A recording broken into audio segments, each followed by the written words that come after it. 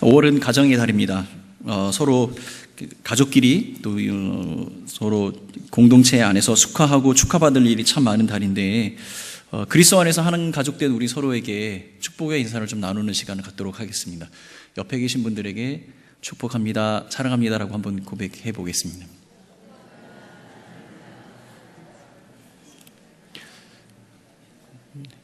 요즘 그 교육부서 어린아이들 부서에서 그 예배 중에 아이들이 가장 싫어하는 게 무엇인지 아세요? 아이들이 예배 중에 하는 것 중에서 가장 싫어하는 것이 옆 사람과 인사하세요, 옆 사람과 손을 잡아보세요. 이걸 너무 싫어합니다. 때로는 제가 시키는 저도 민망할 정도로 너무 질색하기 싫어해서 참 당황스러울 때가 종종 있습니다.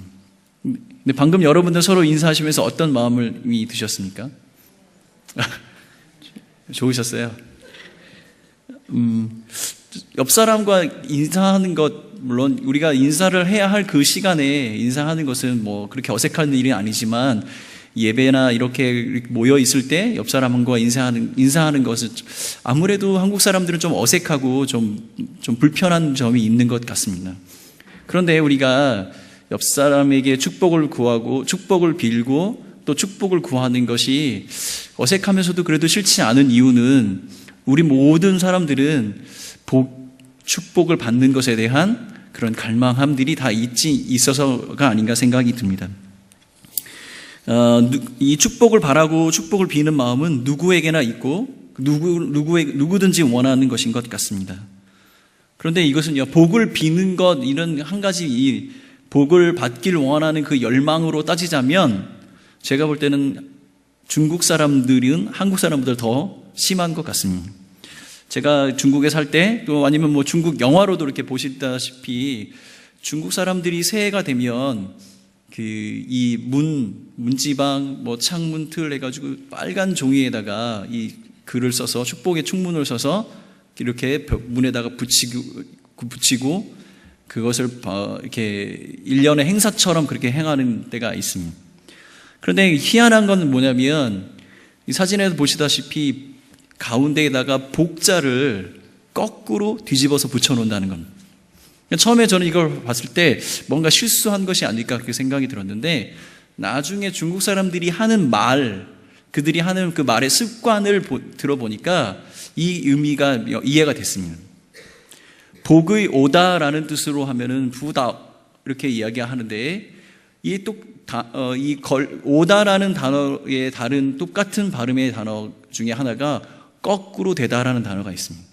이것도 나오라는 그런 동사를 사용합니다.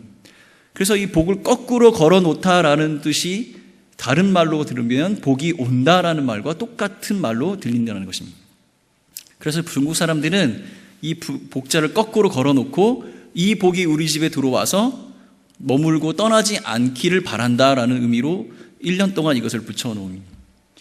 아마도 이런 복에 대한 그러한 갈망, 복을 받고자 하는 그 마음은 한국 사람, 중국 사람뿐만 아니라 전 세계 어떤 사람들도 어느 누구도 그 마음은 다 동일한 것 같습니다. 오늘은 우리가 민수기 말씀을 통해서 축복, 하나님께서 우리에게 주시는 그 축복이 무엇인지, 어떠한 축복을 우리에게 주시는지, 축복을 받는 우리는 어떠한 자세와 태도를 가지고 살아가야 하는지에 관한 이야기를 좀 나눠보려고 합니다. 오늘 우리가 읽었던 말씀은 굉장히 유명한 말씀입니다. 그 구약의 축복의 기도라는 그런 별명이 붙어 있습니다. 우리가 예배에 마칠 때 하는 그 축복 기도, 목사님들이 하시는 그 축복 기도는 신약의 말씀을 인용해서 하는 축복의 기도문입니다. 이 말씀은 제사장에게 이런 축복의 기도문을 통해 그들의 백성들을 축복하도록 하나님께서 축복의 기도문으로 우리에게 주셨습니다. 그래서 어떤 교회는요, 이 말씀을 가지고 마지막 예배의 폐회송으로, 축복을 기원하는 폐회송으로 이 말씀을 사용하기도 한다고 합니다. 오늘은 제가 이 말씀을 통해서 3가지 정도를 우리가 살펴볼 텐데, 첫 번째로 내가 나누고 싶은 것은 이 말씀 속에 하나님께서 가지고 계신 축복에 대한 일반적인 하나님의 생각들, 일반적인 축복에 관한 하나님의 원칙에 대한 이야기를 좀 해보려고 합니다. 오늘 본문 말씀을 시작하면서 하나님께서는 아론과 그의 아들들을 통해 이스라엘 백성들을 축복하라고 말씀하고 있습니다. 민수기 6장 23절 말씀입니다. 아론과 그의 아들들에게 말하여 이르기를 너희는 이스라엘 자손을 위하여 이렇게 축복하여 이르되. 왜 모세가 아니라, 이 말씀을 듣고 있는 이 모세가 아니라 아론과 제사장을 통해 축복을 하도록 하나님께서 하셨을까요? 아론과 그 제사장들은 하나님께서 세우신 제사장입니다. 하나님께서 세우신 제사장들은 이스라엘 백성과 하나님 사이를 연결하는 중보자의 역할을 담당합니다. 거룩하신 하나님과 죄인들을 연결하는 수단, 하나님 앞에 용서를 구하고 그 죄를 사하고 또한 하나님의 행하신 그 축복들을 사람들에게 나누는 중간자의 역할을 제사장들은 감당을 하고 있는 것입니다. 그런데 이렇게 이제 제사장들에게 이런 축복이 제사장들을 통해서 백성들에게 흘러가고 그렇게 축복이 나누어지지만 하나님의 이 축복이 어떻게 이루어지고 성취되는가에 대한 이야기를 좀 자세하게 살펴볼 필요가 있습니다. 아론과 그의 아들들은 하나님의 명령을 따라 이스라엘 백성들의 축복을 선포합니다. 그러나 그 축복의 선포가 있은 이후에 과연 이스라엘 백성들에게 어떤 변화가 있었을까요? 본문에는 잘 나와 있지는 않지만 제 생각에는 그 특별한 변화는 없었을 거라고 생각합니다. 왜냐하면 그 축복을 이루어 가시는 하나님의 방식은 좀 다르기 때문입니다. 27절 말씀 같이 한번 읽어보도록 하겠습니다. 27절입니다. 6장 20절 같이 함께 읽습니다. 시작. 그들은 이같이 내 이름으로 이스라엘 자손에게 축복할지니 내가 그들에게 복을 주리라. 이 말씀의 근거에 의하면 하나님께서는 제사장을 통해서 축복을 하시길 원하시지만 그 축복을 이루는 당사자는 제사장이 아니라 하나님이시라는 것입니다.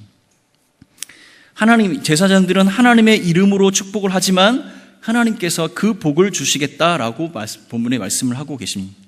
결국 우리에게 허락된 축복이 성취되는 방식은 하나님이 우리에게 복 주기를 원하시며 믿는 모든 자녀들에게 이 복을 축복의 언약, 약속으로 허락하신다는 것입니다. 신약과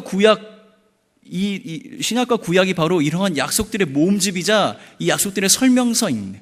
하나님께서 정하신 그 축복이 어떻게 자신이 선택한 그 백성들에게 흘러가고 있는가, 어떻게 약속되어져 있는가가 이 바로 성경에 기록되어 있는 것이고 그 약속의 성취가 어떻게 이루어지는가가 바로 이 성경에 기록되어 있는 것입니다. 하나님께서는 구구절절히 그 약속을 어떻게 이룰 것인가에 대한 이야기를 하고 계시는 것입니다. 그래서 여기서 우리가 발견하는 하나님의 축복에 대한 가장 큰 원칙은 무엇이냐면 하나님이 우리를 축복하길 원하신다는 것입니다. 이것이 우리가 하나님의 축복에 관하여서 우리가 알아야 할 기본적인 중요한 원칙 중에 하나인 것입니다. 예수님께서도 이 하나님의 그 중요한 원칙에 따라서 하나님께서 적정하신 자신의 백성들을 구원하시기를 위한 그 축복의 방편으로 예수님께서 십자가에 달려 돌아가시고 순종하셨던 것입니다. 이것이 바로 하나님의 가장 축복에 관한 가장 큰 원칙, 하나님은 자기의 백성들을 축복하길 원하신다. 이것이 바로 하나님께서 축복에 관해서 우리에게 가르쳐 주시는 가장 기본적인 원칙인 것 같습니다. 그런데 사람들은 종종 이런 원칙들을 오해할 때가 있습니다. 우리가 스스로가 무엇인가 드러내야만, 무엇인가 완성해야만, 열매를 맺어야만 그 축복을 얻을 수 있을 것이라고 생각을 해 스스로 자기가 무엇인가 하려고 하는 경우가 종종 있습니다. 그런 일들이 왜 일어나냐면 우리 인간의 내재적인 축복에 대한 갈망, 기복신앙, 내가 무엇인가 하지 않으면 복을 받지 않는다는 인과응보에 관한 생각들, 그리고 나의 공로를 의지하려고 하는 공로주의, 이런 것들이 우리 인간의 삶 속에 혼재되어 있기 때문에 사람들은 마치 내가 무엇인가 하지 않으면 하나님께서 축복하지 않으실 것이라는 그러한 착각 속에 살아가고 있는 것입니다. 그런데 만약에 우리의 행위, 우리가 무엇인가 하고 있는 우리의 행동, 우리가 맺고 있는 열매가 하나님의 축복의 어떤 관건이라면 그러한 하나님을 믿는 그 믿음이 정말로 건전한 믿음일까요? 그러한 것을 요구하시는 하나님이 우리가 과연 믿을 만한 하나님이 되실까요? 저는 아니라고 생각합니다. 그렇기 때문에 우리가 좀 전에 이야기했던 하나님은 자신이 선택한 자신의 백성들을 축복하길 원하신다는 이 대전제, 대원리가 우리가 이해가 되지 않는다면 우리의 삶은, 우리가 하는 모든 행동은 하나님 보시기에 거짓되고 하나님 보시기에 합당하지 않은 것이 될 수밖에 없는 것입니다. 우리가 우리의 삶 가운데, 우리의 신앙생활 가운데 잊지 말아야 할 것은 우리의 삶의 행위, 어떤 드러나는 우리의 열매가 아니라 하나님이 그렇게 작정하시기로, 축복하시기로 하셨기 때문에 우리에게 그 축복이 약속되어 있다는 것, 그것을 믿는 믿음으로 살아가는 것입니다. 오늘 우리가 읽었던 민수기 6장 27절 마지막 본문에 하나님은 이렇게 이야기하고 계십니다. 내가 그들에게 복을 주리라. 이 약속을 믿고 축복 누리시는 여러분들이 되시길 바라겠습니다. 두 번째로 오늘 본문에서 이 축복에 관해서 우리가 생각해 볼 것은 무엇이냐면 이 본문 가운데에는 하나님께서 자신의 백성들에게 약속하신 축복의 내용들이 포함되어 있습니다. 24절부터 26절까지 세 가지 정도 나오는데, 이 본문, 우리 한글 성경에는 나오진 않지만 24절부터 26절의 히브리어 원문 성경을 보면 히브리어에는 동사에 그 동사를 행동하는 사람의 그 주어가 포함되어 있습니다. 그래서 따로 주어를 표시할 필요가 없습니다. 그런데 히브리어 성경의 본문에는 이 행동을 하는, 이 축복을 하는 그 행위 당사자가 누구인가 명확하게 주어가 중복되어서 표시되어 있습니다. 이 말은 무엇이냐면 이 행위를 하시는 분이 누구이신가에 대한 명확하게 밝히고자 하는 의도가 포함되어 있다는 것이죠. 그 주어가 무엇입니까? 여호와입니다. 앞으로 제가 설명드리는 이 세 가지 축복은 하나님의 자신의 의지를 들여서 전적으로 자기 백성들에게 베푸시기를 원하시는 하나님의 자의적인 행동에 근거한 하나님의 축복이라는 것입니다. 첫 번째 24절에 나와 있는 축복은 하나님께서는 이스라엘 백성들에게 복 주시기를 원하는데 그 복의 내용은 지키신다입니다. 지키신다. 민수기 6장 24절입니다. 여호와는 내게 복을 주시고 너를 지키시기를 원하며. 지킨다, 이 어근은 샤마르라는 단어를 사용하게 되는데, 지킨다, 살피다, 조심스럽게 주의해서 바라본다, 돌보다, 감찰하다, 보호하다, 이런 내용들이 포함되어 있습니다. 여호와께서 그 백성들을 항상 살피시고 악의 세력으로부터 지키실 뿐만 아니라 여러 가지 질병 가운데, 재해 가운데에서도 보호해 주실 것이라는 의미를 포함하고 있는 것입니다. 민수기 이 오늘 본문의 배경을 살펴보면 지금 이스라엘 백성들은 광야 땅 가운데 있습니다. 광야를 걸어가는 이스라엘 백성들에게 필요한 것은 누군가 자기들을 지키고 보호해 주는 것입니다. 전쟁으로부터의 위협, 모든 질병으로부터 위협, 재해로부터의 위협으로 그들을 보호하고 지키시는 누군가가 필요했던 것입니다. 하나님께서는 그들의 필요를 정확하게 알고 지키시는 축복을 그들에게 허락하고 계시는 것입니다. 성도의 삶도 마찬가지입니다. 우리들의 삶도 마찬가지죠. 누군가 우리 인생을 광야라고 이야기를 했습니다. 그리고 또한 고향을 찾아 떠나가는 순례자라고 이야기를 했습니다. 외롭고 고단한 길입니다. 마치 광야를 걷는 것과 같습니다. 하나님께서는 우리를 보호하시고 지키십니다. 그것이 우리 성도들에게 주시는 축복입니다. 하나님 앞에 나아갈 그때까지 인생의 광야길에서 하나님은 우리를 지키시고 우리를 보호하시는 하나님이 되시는 것입니다. 이것이 바로 성도들에게 약속된 첫 번째 축복입니다. 두 번째 축복은 25절에 나와 있습니다. 6장 25절입니다. 여호와는 그의 얼굴을 내게 비추사 은혜를 베푸시기를 원하며. 은혜를 베푸시는 하나님이십니다. 이 은혜라는 단어는 하나님이라는 단어가 사용되어져 있는데 불쌍히 여기다 라는 뜻입니다. 불쌍히 여기는. 전혀 그 권리와 그 자격이 없는 사람을 그렇게 여겨주신다라고 이야기하는 것입니다. 이 은혜라는 이 단어는 우리가 좀 전에 이야기했던 하나님의 그 축복에 대한 원칙을 조금 더 깊이 있게 설명하는 단어인 것 같습니다. 전혀 자격이 없는 우리가, 아무런 능력이나 아무런 자격이 없는 우리가 하나님의 은혜를 받을 만한 사람이 되었다는 것. 그것이 바로 하나님께서 성도에게 주시는 축복이라는 것입니다. 하나님께서 우리에게 베풀어 주신 은혜의 최절정은 무엇입니까? 바로 예수 그리스도 아니겠습니까? 예수 그리스도를 통해서 우리에게 허락되어진 죄 용서, 그것으로 말미암아 하나님과의 회복된 관계, 이것이 바로 하나님께서 우리에게 값없이 주시고 자격 없는 우리에게 주신 은혜가 아니고 무엇이겠습니까? 하나님은 공의로우셔서 모든 사람들의 죄에 사망의 징벌을 내리셔야 했습니다. 그런데 하나님께서 더 이상 죄를 묻지 않습니다. 우리가 무엇인가 했기 때문이 아니라 그의 아들 예수 그리스도로 말미암아 우리가 구원받은 백성이 되었기 때문에 더 이상 우리의 죄를 묻지 않으신다는 것입니다. 이것이 바로 하나님께서 우리에게 베풀어 주신 축복, 은혜입니다. 은혜. 우리가 이 십자가의 은혜 가운데 무엇을 더할 수 있겠습니까? 아무것도 더할 것이 없습니다. 그냥 누리고 얻기만 하면 됩니다. 이것이 바로 하나님께서 우리에게 주신 축복이라는 말씀입니다. 이 십자가의 은혜를 누리며 날마다 예수님과 동행하는 여러분들이 되십시오. 세 번째 성도들에게 주시는 축복은 26절에 설명이 되어 있는데 우리에게 평강의 축복을 약속하고 계십니다. 6장 26절입니다. 여호와는 그 얼굴을 내게로 향하여 드사 평강 주시기를 원하노라 할지니라 하라. 여기서 평강은 샬롬입니다. 샬롬. 샬롬은 하나님의 언약의 약속과 인간의 의가 만났을 때 이루어지는 것이 진정한 샬롬입니다. 단순히 우리가 마음이 편하고 행복하고 즐거운 상태, 아무 걱정이 없는 상태가 샬롬이 아니라 하나님께서 구원하시기로 작정하셨던 그 의를 드러내시고 그 의에 맞춰서 우리가 구원받은 백성으로 하나님 앞에 설 때 그 백성에게 주어지는 그 평강에 그 하나님과 누리는 화평, 그것이 바로 샬롬입니다. 샬롬. 이 샬롬에는 종말론적 의미가 포함되어 있습니다. 왜냐하면 지금 우리가 성도로서 누리는 샬롬은 일시적인 것입니다. 예수 그리스도께서 이 땅에 다시 오셨을 때 완성된 그 나라에 들어간 우리가 하나님과 완전한 회복된 그 관계 속에 누리는 그 샬롬이 진정한 샬롬이기 때문입니다.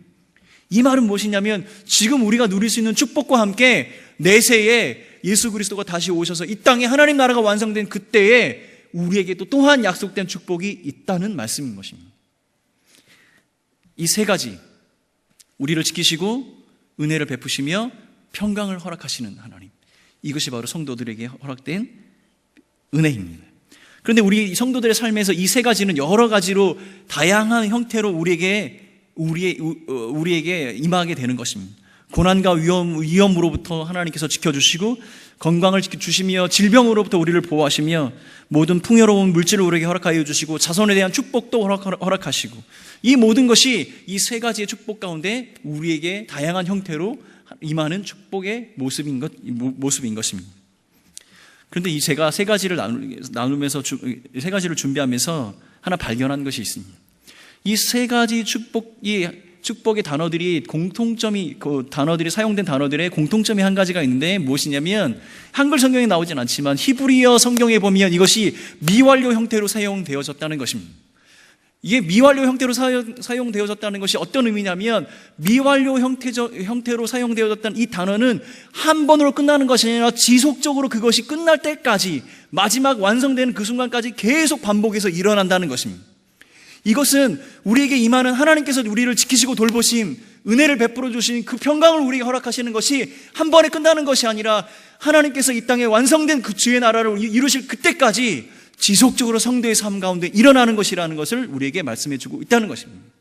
이것이 바로 하나님께서 우리에게 주시는 커다란 축복 중에 하나인 것입니다. 그렇다면 지금 현재 내가 무엇이 있고 없고가 중요하지 않다는 것입니다. 재물이 있거나 건강이 있거나 자손의 축복을 누리고 있다고 해서 교만할 필요가 없다는 것입니다. 또한 이런 것이 없다고, 내가 너무 가난하고 질병 가운데 있고 자손과 가정의 축복을 받지 못했다고 좌절하거나 낭망할 필요가 없다는 것입니다. 왜냐하면 이것은 일시적인 것이고 또다시 반복되어서 언젠가 우리 삶 가운데 하나님의 축복으로 임하게 될 것이기 때문입니다. 이것이 하나님의 약속이고 이것이 하나님이 우리에게 허락하신 축복인 것입니다. 사랑하는 성도 여러분, 세상에 많은 사람들은 우리에게 무엇이 있느냐, 너가 예수 믿고 무엇이 잘 됐냐라고 사람들은 이야기합니다. 예수 믿고 잘된 것이 중요한 것이 아니라 예수 믿었기 때문에 우리에게 약속된 그 축복이 있는 것이 중요한 것입니다.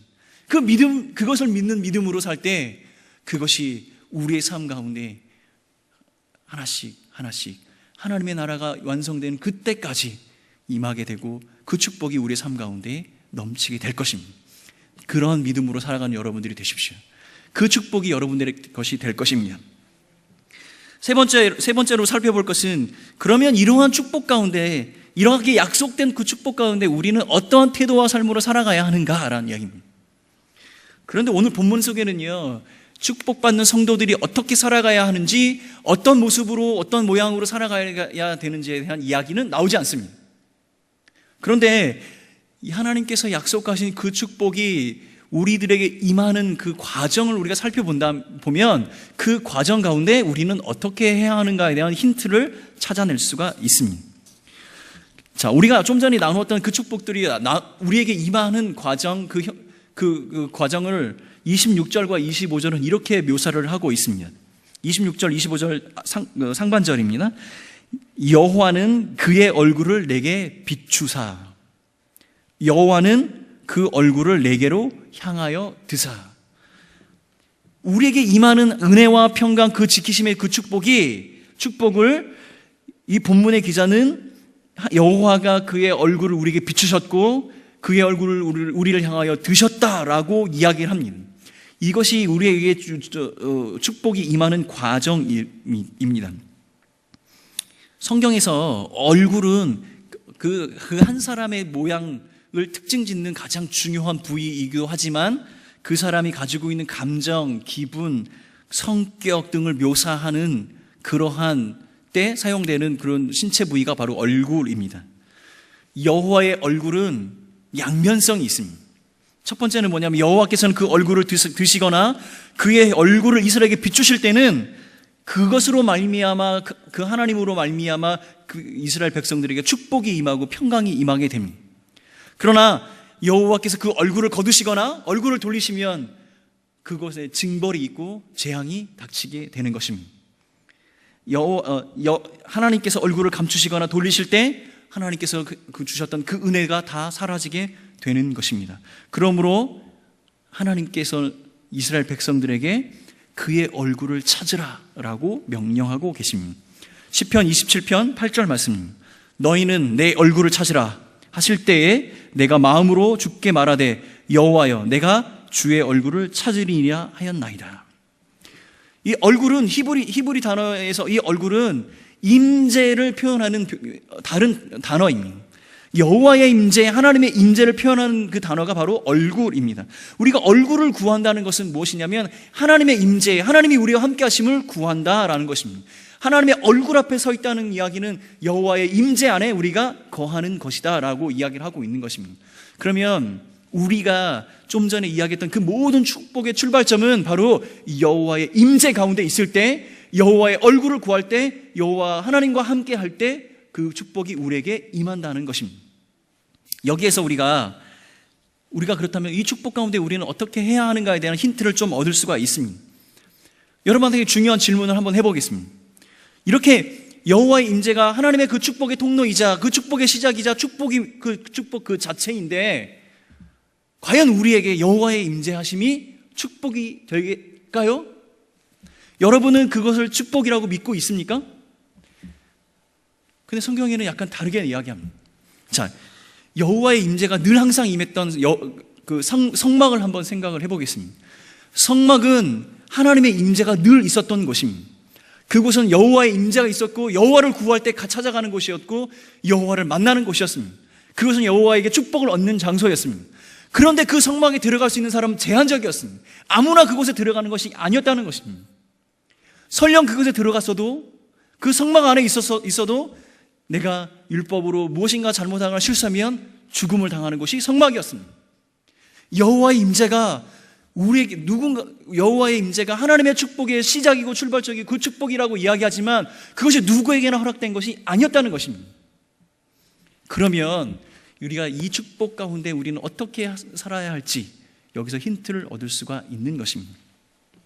레위기 9장에 보면 아론이 첫 번째 대제사장으로 첫 번째 제사를 드리는 장면이 쭉 나옵니다.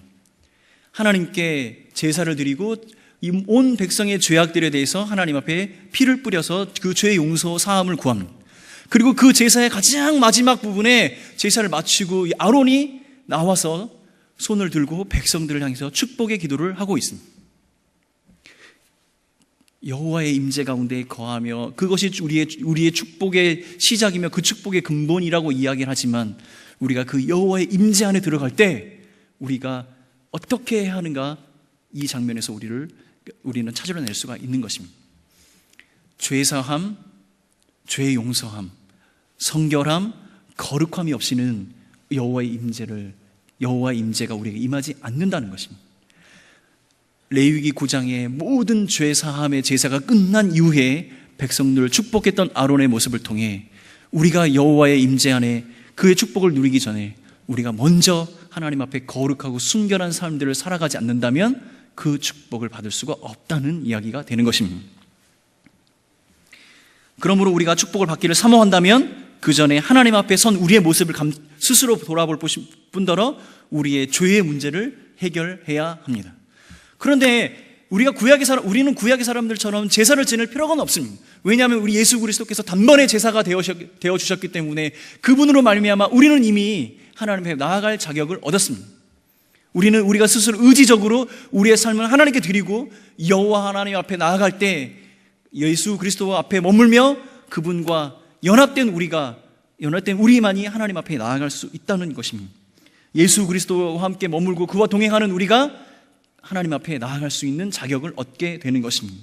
그러므로 우리가 하나님 앞에 축복을 누리고 우리가 하나님 앞에 하나님의 임재를 경험하기 위해서는 예수 그리스도를 말미암아 순결하고 거룩한 삶, 그리스도와 연합된 그 삶을 살아야만 그것이 가능하게 된다는 것입니다. 저는 이것을 영적인 순결함이라고 이야기를 하고 싶습니다. 그런데 이 영적인 순결함은 그냥 영적인 순결함으로 끝나는 것이 아니라 우리의 생활의 변화를 갖고 오게 되고 도덕적인 순결함도 함께 가져오게 되는 것입니다.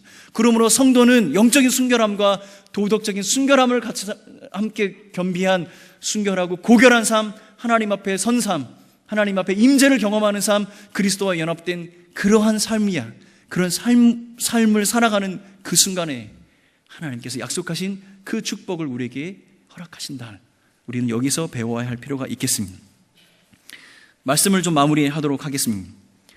하나님은 우리를 축복하시길 원하십니다. 이 말은 변함없는 하나님의 축복의 약속입니다. 흔들림이 없습니다. 이것은 변하지 않습니다. 또한 우리도 그 축복을 누리길 원하고 있습니다. 그러면 우리는 무엇을 해야 할까요? 사랑하는 성도 여러분, 하나님께서는 축복하기를 원하시고 우리는 그 축복을 받기를 원한다면 여호와 하나님의 얼굴을 구하고 주의 임재 앞에 나아가며 우리의 삶을 하나님 앞에 거룩한 삶으로, 거룩한 산제사로 드리는 여러분들이 되어야 하겠습니다. 주님의 임재 안에 거하는 것, 이것이 축복의 시작이라면 그 주님의 임재 안에, 그리스도 안에 머무르는 우리가 우리의 삶이 하나님 앞에 거룩하고 고결한 삶, 영적인 순결함과 도덕적인 순결함을 함께 겸비한 그러한 성도의 삶을 살아가야 하겠습니다. 마지막으로 한 가지 더. 하나님은 제사장을 통해서 축복을 하셨습니다. 오늘 본문에 아론과 그의 아들을 통해 이스라엘 백성들을 축복하라라고 말씀하고 계십니다. 그런데 신약의 성경에 우리를 거룩한 왕 같은 제사장이라고 이야기를 하고 있습니다. 우리가 제사장이라는 말씀입니다. 이 말씀을 통해 우리가 배워야 할 것은 무엇이냐면 우리가 또한 하나님의 축복의 통로가 되어야 하며 우리를 통해 하나님의 축복이 흘러가야 한다는 것입니다. 사랑하는 성도 여러분, 여러분의 가정 가운데, 우리의 공동체 가운데, 여러분의 이웃 가운데 여러분 하나님의 축복의 통로가 되어 주십시오. 여러분이 그 축복 자체가 되어 주십시오. 우리가 받은 하나님의 축복은 무엇입니까? 우리가 받은 복은 예수 그리스도로 말미암아 우리에게 허락되신 영원한 삶, 평강, 은혜, 그것 아니겠습니까? 영원한 삶과 평강과 은혜를 나누시는 여러분들이 되십시오. 우리 공동체 안에 그러한 축복의 통로로 여러분이 서시길 바라며 여러분의 이웃과 여러분의 가정 가운데 여러분이 축복의 제사장 역할을 감당하시는 여러분들이 되시길 바라겠습니다.